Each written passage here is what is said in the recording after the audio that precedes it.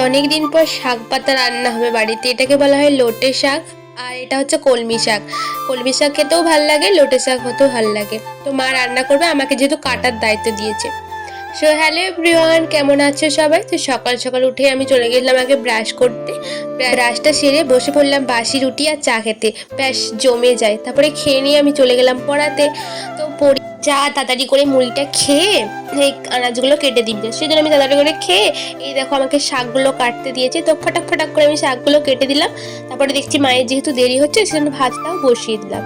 তো চালটা তুলে দিলাম হাঁড়িতে, ভাতটা ফুটছিল, আমি আনাজটা কেটে দিয়ে একটু কাজ করছিলাম। দিয়ে কাজটা সেরে রড আর পিচ নিয়ে এসছে ট্রাক্টর গাড়ি করে। আমি বলি কাদের? মা বললো এটা আমাদেরই। তারপরে দেখছি পিচ গাড়ি দিয়ে পিচ ঢালছে। তো স্বপ্নপুরের আরেকটা ধাপ শুরু হচ্ছে। তো এভাবেই যেমন এগিয়ে যেতে পারি, তোমরা সবাই আমাকে আশীর্বাদ করো। তো তারপরে আমি ভাবলাম যে কেন দাঁড়িয়ে থাকবো, আমি পড়িয়ে দিই। আমি পড়াচ্ছিলাম। টাটা, আজকের মতো এতটাই।